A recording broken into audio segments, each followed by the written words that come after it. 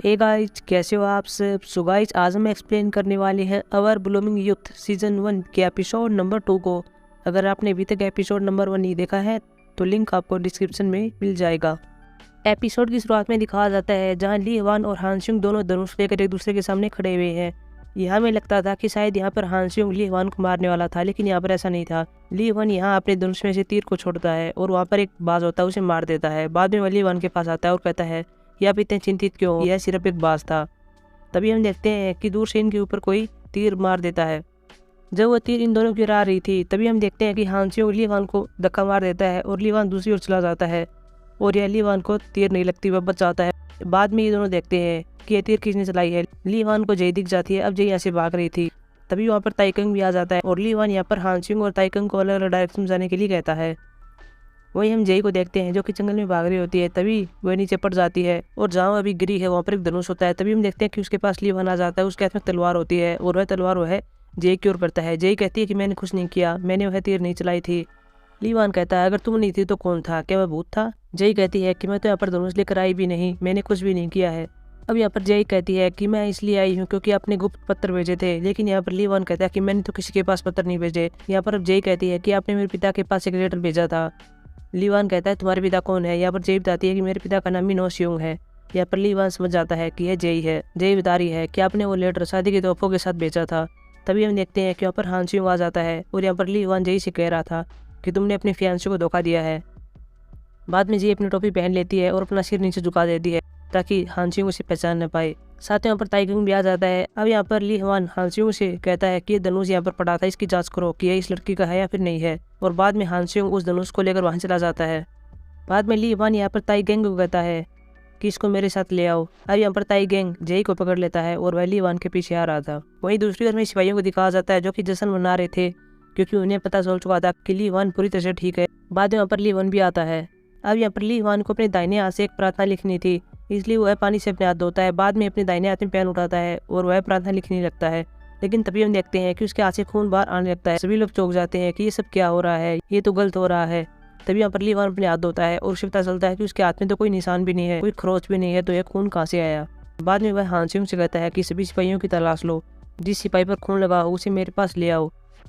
बाद में यहाँ पर हानस्यूंग सभी को देख रहा था और यहाँ पर जय को भी इनके बीच खड़ा कर दिया जाता है। अब यहाँ पर जय हानस्यूंग को देख लेती है और एक फ्लैशबैक को याद करती है।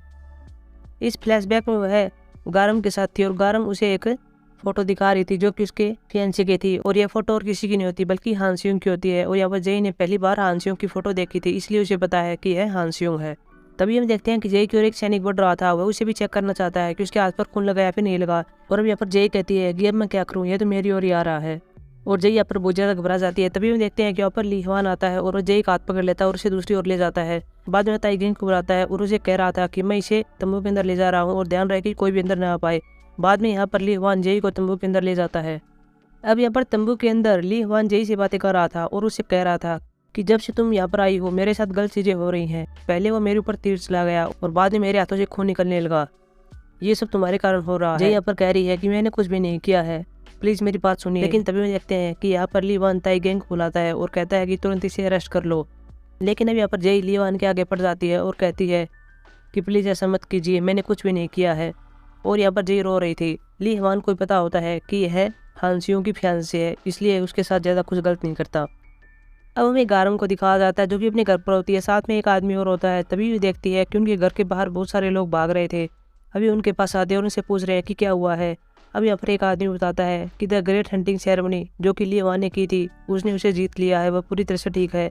अब यहाँ पर परेड होने वाली है, इसलिए हम यहाँ पर जा रहे हैं और सभी सैनिक आने वाले हैं। यहाँ पर गारम को पता होता है कि जय सैनिक बनकर गई थी, इसलिए वह उस परेड को देखने के लिए चली जाती है।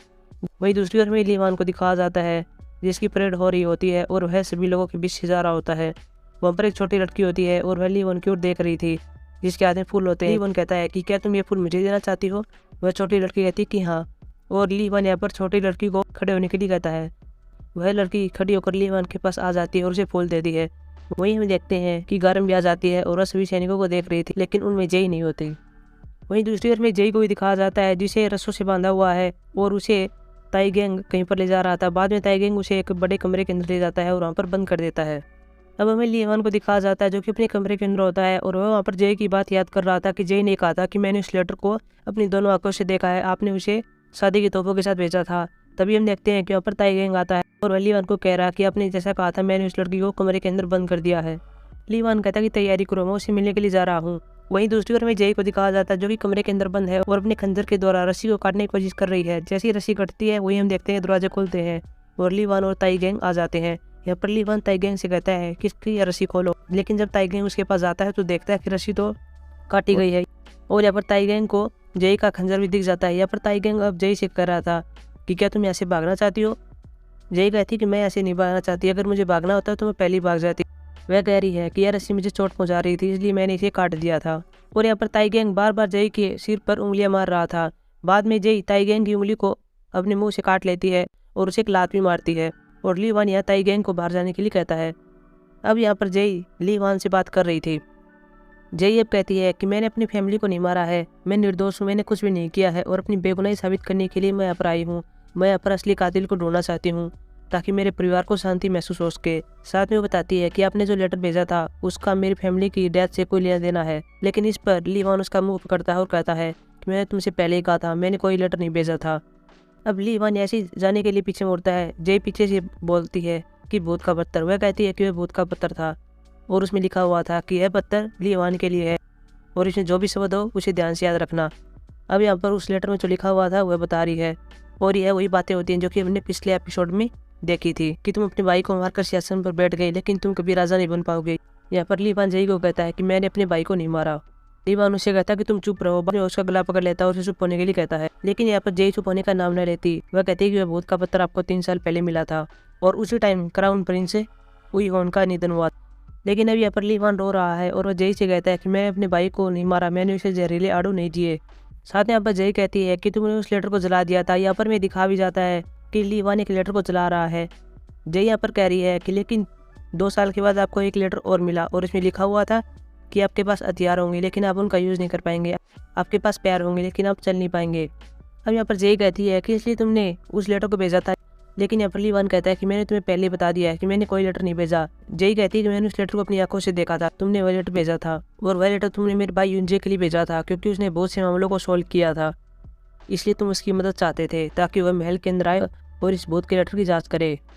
अब यहाँ पर लीवान कहता है कि वह लेटर तुम्हारे पिता मीन हो सियोंग को मिला होगा लेकिन वह तुम्हें कभी नहीं दिखाएगा क्योंकि वह क्राउन प्रिंस का लेटर था। अब यहाँ पर जय कहती है कि अब जिस आदमी को ढूंढ रहे थे वह मेरा भाई नहीं था। अब यहाँ पर हमें एक फ्लैशबैक को दिखाया जाता है जहाँ पर जय अपने पिता मीनो के साथ बैठी हुई है। यहाँ पर मीनो के पास एक लेटर होता है जो कि मैं एपिसोड 1 में देखा था और वह लेटर जय को दिखा रहा है और वह बता रहा है कि लीवान को महल के अंदर युंजे की जरूरत है, यानी कि आपकी जरूरत है, ताकि वह भूत के लेटर की जाँच कर सके। लेकिन वास्तव में महल के अंदर आपको जाना है क्योंकि युंजे को तो लोग सिर्फ नाम से जानते हैं लेकिन उसके पीछे जो मामले होते हैं उन्हें तो सिर्फ तुम ही सोल्व करती हो। अब यहाँ पर मीनो जय को कह रहा है कि लेकिन मैं तुम्हें महल के अंदर नहीं भेज सकता क्योंकि तुम्हारी शादी होने वाली है। अब यहाँ पर लीवान कहता है कि ये सब तुम क्या कह रही हो, युंजे का नाम तो यहाँ पर पॉपुलर है, उसने सभी मामलों को सुलझाया है, क्या तुम ये कह रही हो कि उन सभी मामलों को तुमने सुलझाया है। यहाँ पर जय कहती कि हाँ, उसके पीछे मैं थी जो कि इन सभी मामलों को सुलझा रही थी। अब यहाँ पर जय लेटर का जिक्र फिर से करती है और कहती है कि वह लेटर तुम नहीं भेजा था, अगर तुम वह लेटर मुझे नहीं भेजते तो मुझे कैसे पता चलता कि वह लेटर भूत का था। यहाँ पर लीवान कहता है कि मुझे नहीं पता, लेकिन आज जो मेरे साथ हुआ था जंगल में, मेरे हाथ से जो खून बाहर आ रहा था वह काम भूत का था। लेकिन अब यहाँ पर जय कहती है कि भूत कुछ नहीं होता, तुम्हारे साथ एक चाल की गई थी, भूत के पीछे एक इंसान है जो कि तुम्हारे साथ ये सब खेल खेल रहा है। अब वो बताती है कि जब आप ब्रायोफाइट्स में फिल्टर के हुआ पानी डालते हैं तो पानी लाल हो जाता है और ठीक आपके साथ भी ऐसा ही किया गया था और ये एक चाल थी। वही दूसरी ओर में लीवान को दिखाया जाता है, साथ में बहुत से लोग आए हुए हैं और वह उन्हें दिखा रहा है कि उस दिन मेरे साथ जंगल में क्या हुआ था। वह इन सभी के सामने वैसा ही करता है जैसा कि जय ने उसे कहने के लिए कहा था कि ब्रायोफाइट्स को फिल्टर की पानी में डालते हैं तो वह लाल हो जाता है और यहाँ पर ऐसा ही होता है। जैसे ही लीवान यहाँ पर अपने हाथ धोकर पेन को पकड़ता है वहाँ पर खून बाहर आने लगता है। सभी को पता चल चुका था कि उस दिन जो कुछ भी हुआ था वो एक चाल थी, किसी इंसान ने ऐसा किया था। और यहाँ पर किंग सभी को बता रहे हैं कि मैं उस इंसान को जल्दी से ढूंढना होगा जिसने भी लीवान के साथ ऐसा किया था। अब हमें गारम को दिखाया जाता है जो कि जय के बारे में सोच रही थी। वह खुद से कहती है कि जय कैसी होगी मुझे नहीं पता, लेकिन मुझे उसकी मदद करनी है, इसलिए वह दूसरे कपड़े पहन लेती है, वो बाहर आती है।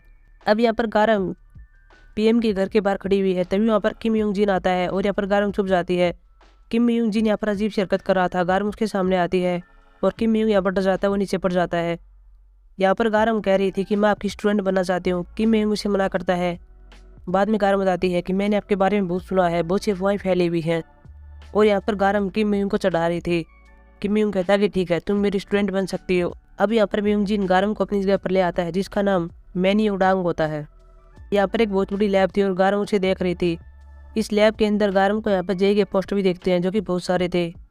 उस पोस्टर को देखकर गारम थोड़ी हैरान रह जाती है। मियोंग जिन उससे पूछता है, क्या तुम इसे जानती हो?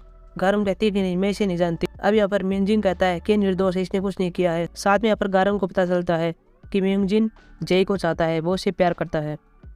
अब में जेई को दिखाया जाता है, जिसके पास ली वान आता है और ली वान के हाथ में सिक्का होता है, वो जेई को देता है और जेई से कहता है कि इसकी मदद से तुम यहाँ महल से बाहर जा सकते हो, तुम्हें कोई कुछ नहीं कहेगा। यहाँ पर जेई कहती है कि मैं सिक्के का लेकर क्या करूँगी, बाहर जाते ही तो मुझे लोग पकड़ लेंगे, क्योंकि उन्हें लगता है कि मैंने अपनी फैमिली को मारा है। वह यहाँ कह रही है कि मैं यहीं पर रहना चाहती हूँ और अपनी बेगुनाही साबित करना चाहती हूँ। मैं लोगों को बताना चाहती हूँ कि मैंने अपनी फैमिली को नहीं मारा है। लेकिन ली वान उसकी बात नहीं मानता। अब जेई यहाँ पर चिल्ला रही थी कि मुझे अरेस्ट कर लो, और साथ में बताती है कि ली वान को एक भूत का पत्र मिला था, जितनी भी अफवाहें हैं वे सभी सच हैं। तभी यहाँ पर ली वान आता है और जेई के मुंह पर अपना हाथ लगा लेता है ताकि वो चुप हो सके। और इसके बाद इस एपिसोड को समाप्त कर दिया जाता है। सो गाइस, ये थी हमारी एक्सप्लेनेशन। अब हमारी मुलाकात होगी एपिसोड नंबर 3 में। तब तक के लिए बाय।